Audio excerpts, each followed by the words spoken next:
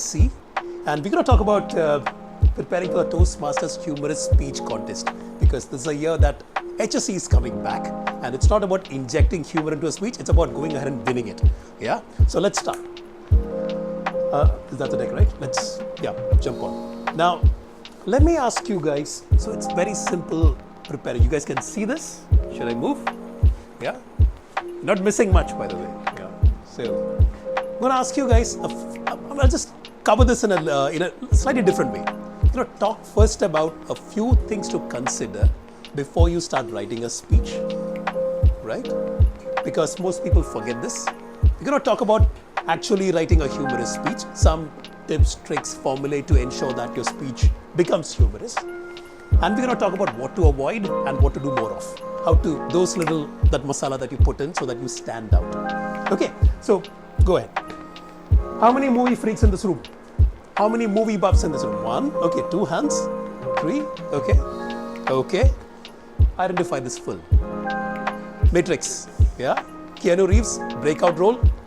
Wonderful film if you guys haven't seen it. Identify the scene. What is he doing there? Trying to bend the spoon, right? If you guys haven't watched this movie, go ahead. It's not a movie. It's it's an education, right? Next one. Identify the film. Fight Club, obviously. And the first rule of the Fight Club is that we do not talk about the Fight Club. Therefore, the first rule of a humorous speech is that you do not start out by writing a humorous speech. You start with that mental pressure that, I'm going to sit and write this funniest speech possible. You're just going to lose your hair the way I did, and your hair will start turning white also, premature gray. All right? Don't ever do that. Step number 1, you write a very regular speech, and then you, like I mentioned, you add that little tips and tricks to make it funny, to make it humorous. So let's start thinking of a few things to consider before you start a humorous speech. The first thing is that it is a humorous speech contest, which means that every single thing that applies to a regular speech applies to a humorous speech. The rules of physics, the rules of the universe. Go ahead with it. Everything that applies to a regular speech applies to a humorous speech, which means standing with poise, vocal variety, using those little words that makes a grammarian smile, all of that thing. Go ahead and apply this. Now, moving on, one thing that I would urge all of you to consider would be to know your judges' evaluation criteria thoroughly.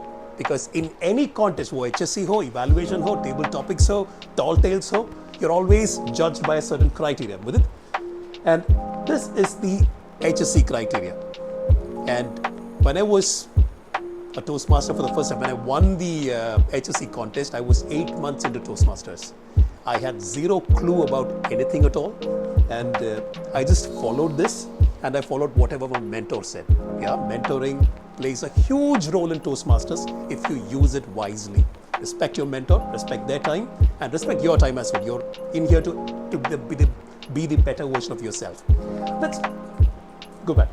Let's take a look at this one. So, speech content, 55 points. By the way, HSC and ISC, the judges' criteria is exactly the same, plus minus 5 points. You have 55 points for speech content in HSC, you have 50 points in ISC, right? So, just go through all of this. Do you find humor anywhere? Do you find humor anywhere? I fell out of my chair when I saw it the first time. Humor is coming only here. Laughter. Yeah, audience response, 15 points. Ta-ta-ta. And it's supposed to be a humorous speech contest. Now you guys understand why I said that. It is a regular speech contest. Then you add value by applying the masala, the humor in it. You'll be evaluated for speech development. Did your speech have a good structure? Was there a proper beginning, middle, and an end? Did it flow well? Effectiveness, where you're talking about the 5 mistakes of your life. Did you stop at 3? Did you go all the way to 15? Yeah. You're talking about speech value. Did you have any fresh ideas, any new thoughts? Did you just twist a common, a philosophy and just twist on its head and give us something new to think about? Audience response, where the audience attentive, Were they smiling? Were they actually laughing? Or were they on their phones? Yeah. Physical appearance. Are you dressed well? It's Toastmasters, so there's an added layer of decorum, added layer of formality. Voice. Are you speaking in a monotone? There's one person in India who's famous for his monotone. And unfortunately, he's also the best speaker. Because he speaks like, मित्रों, आज मैं आपसे बात करने आ रहा हूँ इस चीज पे. Yeah, there's a certain familiarity to his style. Despite that, he wins all the accolades. Manner. If you're giving a humorous speech, be direct. I don't want to come here and trying to make you guys laugh. Please be kind here. Yeah, that doesn't work. Be assured. Be confident of the jokes that you're going to crack. Right? Let's jump to the next one. Muddit. Muddit. Okay, some tips to elevate. Humanity's inherent and perverse proclivity towards miserable stories, for miserable stories. Grammarian, pay attention, yeah? I just used some big words there. I told in the last slide that use those little tricks to ensure that the grammarian smiles, because language is important. This is me walking the talk. What those big words actually mean is that we as human beings, we love misery in all its forms. We love misery. We actually love misery so much that we unconsciously smile at misery. We smile when miserable things happen to people that we don't like. Obviously, right? Serves them right. Yeah? We smile when miserable things happen to people that we don't even know about. Situation number one. You're walking down the road, it's a stranger walking the opposite side. A crow does a job on the stranger. You smile. You can hear the smiles? Yeah. You smile. Why? Because better him than me. And you also offer a sympathetic smile. Sorry, bro. Yeah. Isn't it? We smile when miserable things happen to people that we do not know about. We also smile when miserable things happen to people that we love. Why?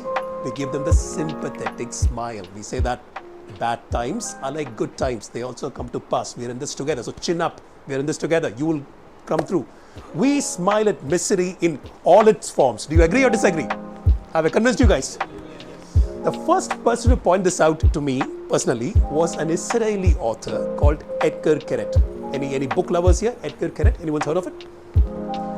Do look up this author called Edgar Keret. Edgar Keret. Etgarkeret. He's a short story writer. He's a humorous writer. And Israel's got a population of, I think, 80 million. His books sell about 25 million. Yeah, he's like Chetan Bhagat on steroids. Okay? Yeah. And he, as I mentioned, he's a short story writer. And when I say that, his shortest story, rather his longest story, is 2 pages long. And his shortest story may be 2 paragraphs long. It is possible. Go check it out. He's got this very irreverent style of writing stuff. You guys will love it. And I'll share a short story on the group. I'll pass it on to Mudit. Yeah. He said that we as human beings, we tend to believe a lie when that lie's got something negative added to it. Case in point, you're late to office. Boss says, why are you late? Oh, sir, accident on the road, sir. I mean, so traffic jam, so much of blood and this and that, and arms and limbs and everything are lying on the... You can never say, sir, I was stepping out of my home today. I got a call from an unknown number and I picked it up. It was Mukesh Ambani. We had this talk for 15 minutes and Mukesh Ambani told me these 20 things that we should do, our organization should do, so that we leapfrog ahead. Yeah? Chances are, even if that story was true, your boss will ask you to take a hike. And hike doesn't mean a pay hike. Yeah? It means the actual hike. Right? Not the kind that Akshay enjoys. Hike as in out of the door. Right? We tend to love misery. We tend to believe miserable stories. Now, while writing a humorous speech, everyone struggles with it. I need to find humor. Where do I find humor? I ask you guys to introspect. Think about 5 most embarrassing moments in your life when you were absolutely felt miserable. Go ahead, think about it. Chances are you'll find humor right there. The top 3, you'll take it off because those are too embarrassing and too private. Yeah, maybe you'll find luck in the 4th or the 5th one, if not the 6th or the 7th one. Because just think about it. You may have mentioned that story to your friend. Chances are you and your friend would have laughed about it. Because they say that the best kind of bad memories are those bad memories that you can look back and smile. It could be that, let's take some really crazy example. You cheated in an exam, right? Speech structure. Preparing for the exam, unprepared, decided to cheat. Introduction. Middle. In the exam, you're cheating, you got caught. Conclusion. The lesson that you learned. Introduction, middle, conclusion. Right there. Think about the last, or even getting caught by a TC, right? Do TCs exist? Do ticket checkers exist? Okay, they do, yeah. Getting caught by the TC one day after your pass gets over. Why do they do that? How do they do that is a question, right? What did you learn from that? The moment I said this, I found a number of faces just light up. These stories, when you talk to somebody else later, you'll find that there is humor. People actually start laughing. Back to point number 1. We love misery in all its forms. We smile at misery, right? So to write your humorous speech contest, think about the most miserable time that you had. Top 10, maybe 7 or 8 is your humorous speech. Move to the next one. Go for that big opening and catch those laughters early on. It's a humorous speech contest. Go for that big opening. Try to get that. Try to get those laughs. Let people know that you've landed and you're here to make them smile. All right. One person who does this like a boss is Toastmaster Ankit Satanekar from Bombay Toastmasters Club. He's got a YouTube channel. Look up Toastmaster Ankit Satanekar. Don't tell him his name is Satanekar. Yeah. But yeah, don't tell him that I said that. He in HSC 2021, the one that I won. I think 1 year later they stopped it. His speech was titled "You Will Die Alone." Right? So the contest chair goes, "You will die alone, Toastmaster Ankit Satanekar. Toastmaster Ankit Satanekar, you will die alone." And he started, no, please don't say that. See, contest chair, please don't say. He didn't waste a single second saying good morning, good afternoon, friends, Romans, countrymen, and all of that we do. From the get-go, he was there ensuring that people are going to laugh. Ensure that people know early on you're here to give a humorous speech. And then go for those laughters early on. I'd like to quote George Washington, the actual George Washington. He once had this statement. He said that if you're ever arrested for kindness, ensure that there is enough and more evidence against you so that you can be prosecuted to the maximum extent possible. Yeah, you're arrested for kindness. There should be enough evidence that you can be prosecuted to the maximum extent possible. If you're giving a humorous speech, ensure that there is enough examples of humor in your speech that you can be prosecuted to the maximum extent possible. Now, try to ensure that you come up with one witty line every minute. It's a 7-minute speech. I would actually challenge you to. It is possible. It is possible. You don't need the audience to guffaw. You can have the audience chuckle at something. You can have the audience laugh out loud. If you manage to make them laugh in the beginning and also at the end and make them chuckle throughout the speech, you've done a good job. Yeah? That's what you should try to do. And challenge yourself. And one thing that you should do is, after you've written your miserable story, people are going to smile at you while you're getting caught. Yeah, that middle part. People will smile at you at the ending as well. Ensure that you're actually peppering your speech with enough one-liners. And how to do it, we'll come to it in a little while. All right? Yeah, this is a fairly well-rounded session. We'll come to all of that. Yep, so any questions so far? Let's jump to the next one. Intersperse your narratives with twists wherever possible. Movie freaks. Have you guys seen this Christopher Nolan movie called The Prestige? Prestige? Yes. Do you guys know why it's called The Prestige? Those of you who haven't seen this movie, it has Hugh Jackman and Christian Bale. It's not just a movie, it's an education. It may be remade by Bollywood someday, if Bollywood can be that brave. Do you know why, guys, it's called The Prestige? There are 3 stages to a magic trick. Number 1 is called the pledge. The pledge is when the magician says that he's going to do something really impossible, like making this bottle disappear. Step number 2 in a magic trick is called the turn. The turn is when the magician does the impossible. He makes the bottle disappear, right? Step number 3 in a magic trick is the prestige. That's where the movie gets a title from. The prestige is that stage that every magician lives for. I've just dumbfounded the audience. Now I'm just enjoying that you guys are dumbfounded. Yeah, that's a prestige, isn't it? Just like the 3 rules of a magic trick, there are 3 rules for any joke. It's called the PPP rule. There is a premise, when you lay down the setting of the joke. There is a pause, because music happens between notes, right? And then there is a punchline, right? Let's take an example. Mary had a little lamb, little lamb, little lamb. Mary had a little lamb, and her gynecologist had a heart attack. Yeah? Let's rewind that. Premise. Mary had a little lamb, little lamb, little lamb. Mary had a little lamb. Premise is done. Pause. And she said, "Thank you, chef. That was a wonderful lamb." Yeah? Suddenly Mary became a mutton eater. Right? Premise, pause, and the punchline. The more number of twists that you can put in, wonderful. Because twists are these brilliant times. You tell the audience that you're going this way, then you just flip it, and it's like a magic trick. And twists work wonderfully in a humorous speech. Let's move to the next one. Some tips. Insert quotable quotes wherever possible, right? If you are stuck for finding a suitable quote, go back and look what Shakespeare said about it. Because no matter what situation you're in, Shakespeare always has one line to identify. I didn't say this.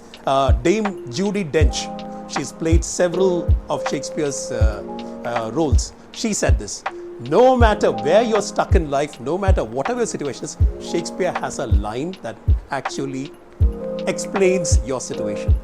All right? Exploit Shakespeare. Shake up Shakespeare. All right? Insert a quotable quote. Have it in the beginning, because suddenly your speech has got added value when you quote. Yeah, you go to Miss Universe, you quote Mother Teresa, right? She is a patron saint of Miss Universes.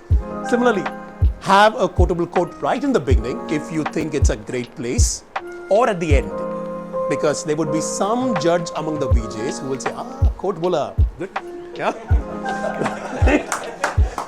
Let's move to the next one. Insert a movie dialogue. Now think about this. It's an Olympian feat to get into some of Bombay's local trains, Virar local. Yeah? You need to, you get inside, you get a full body massage, then it's an Olympian effort to get outside, right? We don't need to wait 4 years. We can do that every day if we want. So rather than saying that, Bombay's got this train called Virar local and you need to get inside, it's difficult. Virar local ko pakadna mushkil hi nahi. Namumkin hai. Yeah? You've just explained that thing with a quotable quote in a movie dialogue in a way that the audience understands.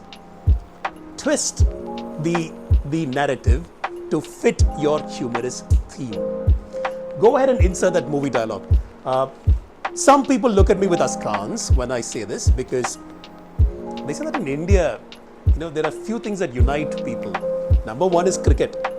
Wherever you're in, whether you're in Rajasthan or in Chennai or in Mumbai, there are people ready to talk about cricket. There are people ready to talk about food.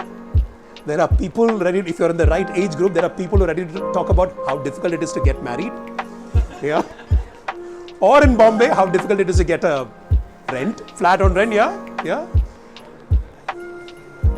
To stay married, okay, we're not going there, yeah. And of course, movies. Everyone's got some, or share market, yeah. So insert a movie dialogue and you're connecting with your audience. No matter how diverse they are, no matter from where in India they are. Thankfully, Bollywood is accepted everywhere. Just to be on the safest side, given a translation if needed. Unless that movie is so iconic, give us translation. Just in case there is a VJ sitting there who didn't like that, who is an anti-language person, make that person happy. Next one. Once upon a time. Once upon a time. Yeah. Puns are, they say that your level of expertise in any language is directly proportional to the ease with which you can solve a crossword in that language. Yeah, if you think that you're great in English, can you solve the Times of India crossword? Can you solve the New York Times crossword? If you can, wow, good for you. They say that the extent of your love for any language is directly proportional to the number of puns you have in that language. What are puns? You guys know what puns are? Yeah, I'll give an example. A Roman general walks into a bar and he puts up 2 fingers and he says, 5 beers please. Yeah, because this is the Roman 5, isn't it? Ah, this is a pun. A pun is what makes you smile from here and from here, right? Your love of a language is shown by the number of puns that you know. Take another example. A man walks into a bar and he says, ouch, I didn't see that bar. Who put it there? Yeah, a bar can be a stick, isn't it? Yeah. My favorite. A perfectionist will never walk into a bar. Why? Because a perfectionist sets the bar really high. Yeah? Puns. You guys don't expect. This is the twist. This is what I meant by twist. You don't need to think of, storyline with twist. You can twist it even with language. Let's go to the next one. Accents and impersonations. My favorite. Yeah? They say that language changes every 20 kilometers that we travel.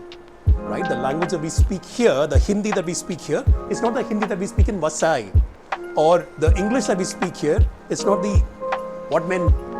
Yeah? You don't have this Whatmen kind of language in Bandra, the way we have in Vasai or maybe even Borivali for that matter. Right? Hindi changes, Marathi changes, dialect changes every 25 kilometers or so. It's an established fact. And India is a treasure trove of accents. Yeah? Solla Mudit. Yeah, no, hold on. Yeah, so you'll come. It's going to wake up people sometime. Yeah? It's going to wake up people sometime. Yeah.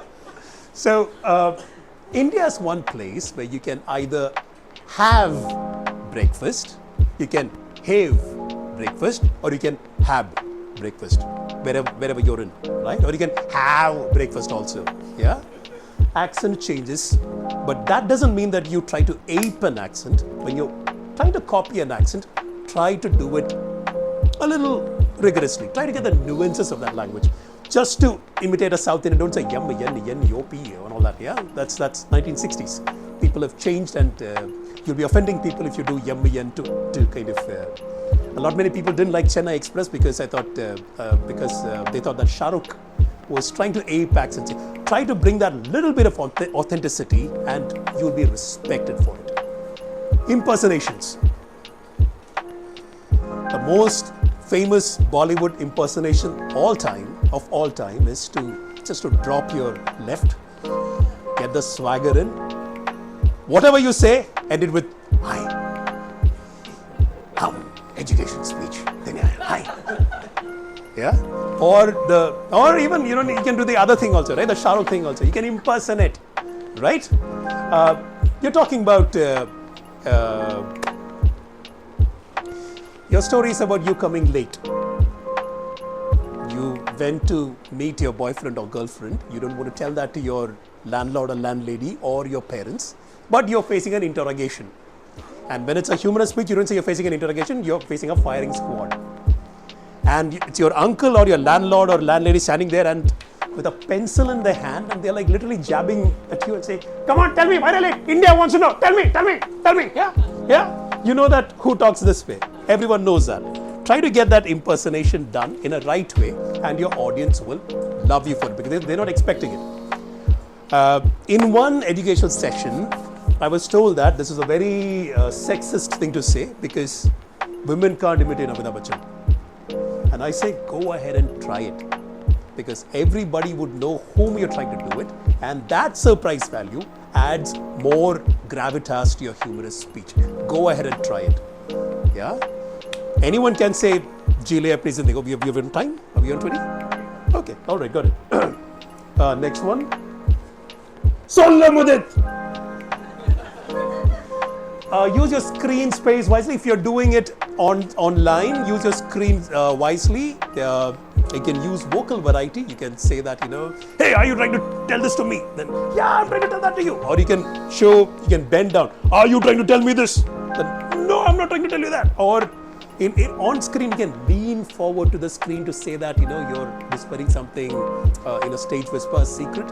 Or you can look back and show them like, hey, this is what I did, You can use your screen wisely, make it dynamic. Don't just stand at one place and start giving your jokes. Okay? Mudit, next one. How to make a good speech better, what to completely avoid. Avoid a few things. Avoid toilet humor. In your top 10 miserable stories, if number 7 was you dropping your iPhone in your toilet bowl, and you had to go and pick it up, and this was a BST toilet, and see, you're getting that reactions? Whatever happens in the toilet stays in the toilet. Don't bring it to your speech because you'll be smearing that in your speech. You'll be, some people have a psychological aversion to that. Yeah, so don't divide your judges. Yeah, avoid that kind of humor that would divide. Do not crack only those jokes that would crack among your friends. Married men crack jokes about their wives all the time. Wives crack worse jokes about their husband all the time. Old people crack jokes about young people all the time. Young people crack jokes about but they do it in their company. They don't mix it, right? Because you mix it, men are from Mars, women are from Venus. They all live in Earth. But let's try to make it peaceful. Don't divide your audience. Ensure that your jokes are homogeneous, democratic. They're not dividing. Try to stay away from sensitive topics. During COVID time, one of the famous one-liners that went was, I could crack a joke on COVID, but that would be tasteless. Because in COVID, you can taste. Yeah? Those puns, stay away from anything that could be sensitive. Consider all these rules. Next one, Udit. Consider all these rules erased. If those stories, you're the victim. If all those things are happening to you, ensure that if you're the idiot in your story, go for it. You're going to make people laugh. And what you could do more of, exactly, be the scapegoat. Try not to alienate your audience. Include them. Next one, Udit. Beware the plagiarism rule. By the way, I learned a new word today. It's plagiarism. Yeah, plagiarism is the most. Now, even some of the established senior DTMs do not know how to apply this rule. It basically says that in your speech, 25% of your speech can be attributed to an external source. But the problem is, it's a fertile rule for protests. The problem is, 25% means what? I speak for 10 minutes, 2.5 minutes, I can refer to someone else's jokes and crack. Or if my speech has 1,000 words, 250 words can be attributed to somebody else's content. There is a little bit of haze over there. Try not to use external jokes, external content. Try to make it as original as possible. Stay away from plagiarizing stuff because plagiarism is the most original thing that you can invent. But stay away from it. Next one. Some essentials that you've been: get a mentor. Right? Get a mentor. I was privileged to have DTM Avinash Singh, the winner of the previous year's HSC. And I was very cocky because I was a new Toastmaster at that point of time. And I had won at my club. I was like, wow, number 1. And I went to Avinash. And he said, let's analyze your speech. And he said, this speech it's gotten you to club level. You won't go any further. And I was like, what are you talking about? Let's analyze. Let's underline every single line, every single sentence in your speech that you think the audience will laugh. I want to say at least 7 of them because your speech was 7 minutes. I had 3 laugh lines. So get a mentor who can guide you, who can actually guide you in your speech journey. The next one would be to get a bakra. What is a bakra? Yeah, you guys know what's a bakra. In my case, my bakra was my wife, and I have practiced my speech on her at least countless times. So much that it actually bordered on domestic abuse. Yeah. At one point she said, after the 75th time, she said, either I stay in this house or the speech and you stay in this house, right? So what did I do? I went ahead and got more bakras. I had as many as 14, 15 bakras. Yeah, the youngest bakra was 12 years old. The oldest bakra was 70 years old. And there were bakras in every single decade of the age. Yeah, because you need to ensure that your jokes are landing, right? You need to ensure that you're not alienating your audience. You're actually trying to harmonize. And Charlie Chaplin's once said, Charlie Chaplin's known for one dialogue, that is, a day without laughter is a day, anyone? A day wasted. Yeah, wasted, yeah. He also said something else more profound. He said that, I'll stand here, I'll crack a joke, and you guys will laugh. I'll stand here, and I'll crack the same joke again. Some of you will laugh.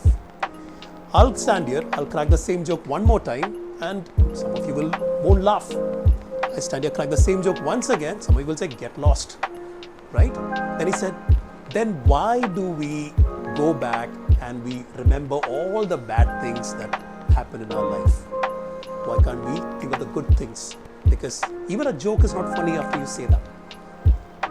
Your club speech, you'll be convinced that it's not funny at all after area or division level. Because you've said it so many times that you're sick of your own jokes, right? So ensure that you get bakras that you can try it with, new bakras. They will give you the laughter, they'll give you that encouragement. Sometimes even the best lines they may suggest. Yeah? So ensure that you have bakras all throughout. Last one. Oh yeah, practice, practice, practice, practice, practice, practice, practice. Practice whenever you can, wherever you can, however you can, with whoever you can. Because after all, practice makes man perfect. Next one. I think we're done.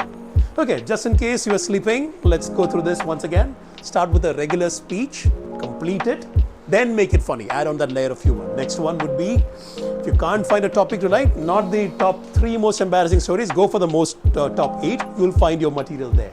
The next one would be, polish your speech by applying the usual Toastmasters rules. You know, vocal variety, body language, having a superior word when a normal word could do.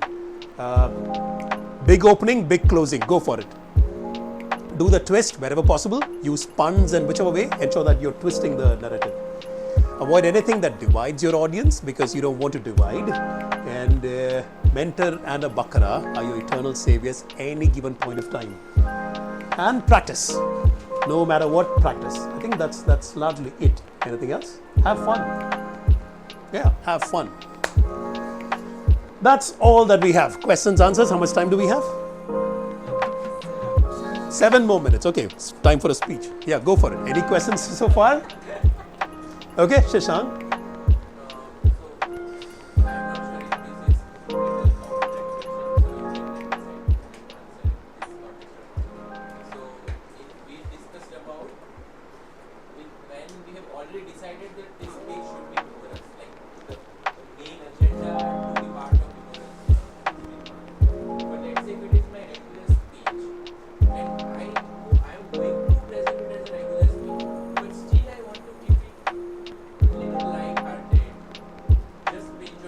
Right. Then what aspects of this we should still focus on, and most of the things that this is to humorous speech. Got it. If you want to inject humor into a regular speech, not participate in the humorous speech contest, what do you do? Right? How do you make that? Is that a summary of your question? Yes. Language twists, the puns, the one-liners. Go for that. You don't need a laughter line every minute, but ensure that you have 2 or 3. And if you can have one right at the start, then the audience will sit up and take notice because you've made them smile. That alone makes your speech stand up. Because if you crack a joke in the first minute, they know that something more may be coming, may not be coming, but something more may be coming. You've set the expectation. So that's how you inject humor into it. And one-liners and puns would be something that you can.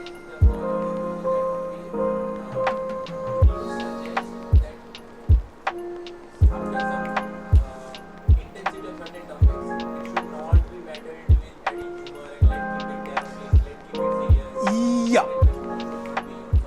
Some topics they don't lend themselves to humor at all. Some topics are, anyways, they have that gravity, they have the seriousness.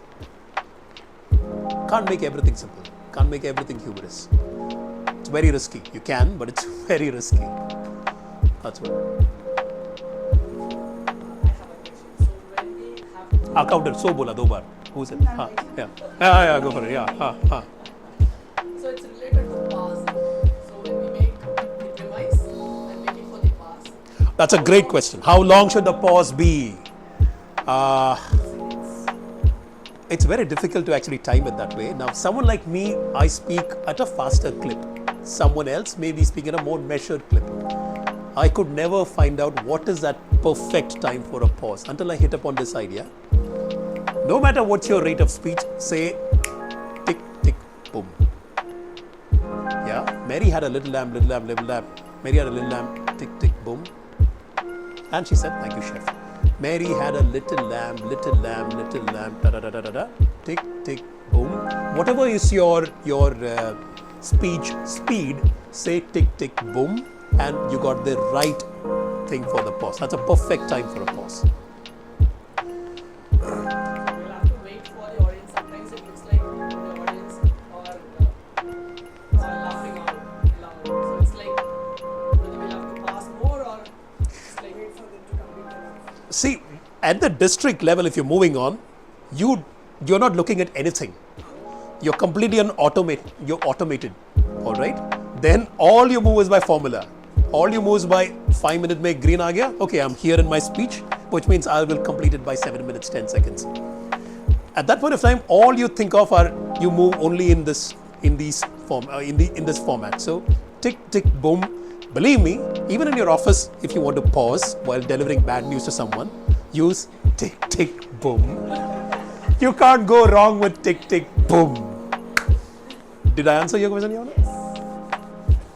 Yeah. If I want to ask about a stand-up comedian and a person who's trying to do his speech, so the body language the stand-up comedian is using, the pauses he's using, the way he's standing or way he's articulating the words. So can we use that or would that be something offending? Yes and no. Like I said, Toastmasters tends to add a little bit more of decorum than stand-up comedy. And stand-up comedians, the acts have improved now, but there was a time when it was just a series of one-liners. Talking about the ones which are Yeah, you can. If there is a common theme from your start to finish and you're coming back to that theme all the time, then yes, a stand-up comedy act is a very good. I haven't seen many because they tend to be a little, in India we tend to be a little loud in terms of stand-up comedy. But yeah, it's a good one. Just a follow-up to his question. Like he said, you mentioned about stand-up comedy. So does the speech need to have a takeaway that becomes the humorous speech? Does it need to have a takeaway in a sense, or it can be just do it like a open mic kind of? Yeah, the Toastmasters contest rule book, and Akshay will throw it at you if you don't know this, has got the specific line. It's not a stand-up comedy act. Ensure that there is a theme, there is a... it's actually, Toastmasters, we are forced to give a takeaway, in a way. I do not agree with that. I can just make you laugh with my experiences of whatever, right? I don't need to give you a takeaway. But then there is a little silent inclination that you should have a takeaway. So try to give that takeaway. Try to make your judges happy. Yeah? Have that takeaway. They do. जी ले अपनी जिंदगी. Yeah? ये मेरा takeaway. Yeah. I like that question. It's one of those unspoken things about Toastmasters. Any questions?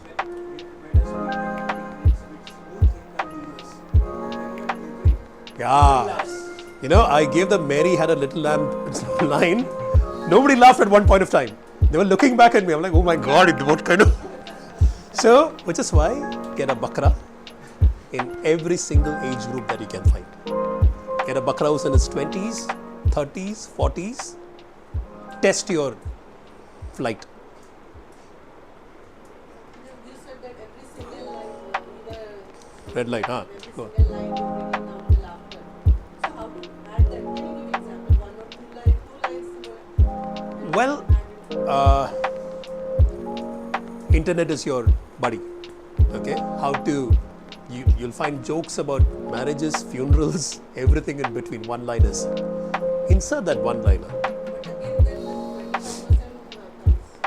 One line. It's a tricky thing. You'll have to actually. Okay. When my speech was, how did that start? My speech started with, as you can see, tall, yes. Dark, yes. When it becomes really, really, really dark, extremely handsome. Yeah, that's how I started off. This came from a friend of mine. He said, when you twist it to this way, you need to have a little bit of an innate, of a funny bone to twist your lines to. If you don't find it, one-liners that goes with your speech. That's it. Or use accents, use impersonations, use puns. That's how you manufacture humor into it. We're out of time. I'm going to request a timer for 2 minutes for one more question. Okay, Kubule. How does one practice their accents and impersonations? Watch those movies. Watch the news if you can. That helps. The news never fails. Watch that. Yeah. Have friends in those regions as well. That helps.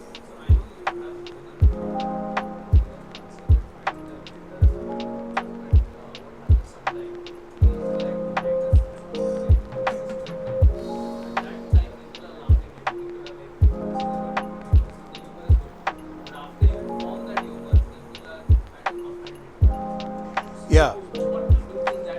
Widen your bakra system. Widen your bakras. Yeah, so in the past I have gone ahead with the toilet humor and people did not really like that kind of thing because it was much aesthetic. Some are aware over here. So at that point of time I had actually consulted with the Toastmaster and I had actually practiced with using bakras in the language. But they were laughing and they were enjoying it. When I actually presented it, there were feedback that this went off. Were your bakras in the same age decade as you? Try to widen your bakras. Try to widen your bakras and ensure that because humor can be offensive sometimes, and you have no idea who you're going to offend it. Who's going to be offended? Have the diversity of bakras in your speech, one speech. In your circle, talk to your parents, talk to your cousins, talk to your friends. Yeah, timer's gonna throw the clock at me. Yeah, go for it. Yeah. The last one, I don't know how can we really relate to what you spoke just now. How it is different from a stand-up comedian to a humorous speaker. Theme. If you're faithful to your theme, yes. Stand-up comedy sometimes nowadays, like I said, acts are getting better. Nowadays, it's a unified theme. But then sometimes it's just a series of one-liners. I've moved on from this topic and I've said something else. Yeah, a one-liner I gave you, you guys laughed. I talk about, by the way, my uncle said this, da da da da da da. I may be off topic. My job in an open mic is to ensure that you guys are laughing. It need not be a unified theme. But in a HSC, keep a unified theme. That's the only thing. Some stand-up acts are really, really good. They are able to keep it for 30 minutes. Hats off to them. Yeah, that's it. Okay, one last one. Go for it. Before he stops you, go for it.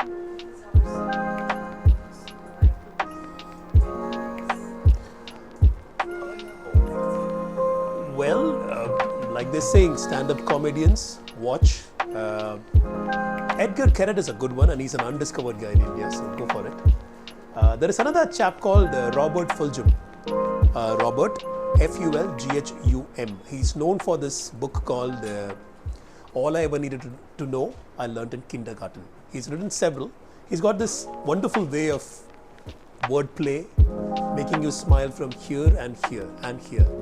Yeah, that takes effort. So read and try to style your humor in these lines. That's it. I'm afraid of the timer. I will pause. I'm around in case you guys want to catch up. I'm pretty much around. Thank you so very much, Udit. Thank you so much. Thank you so much.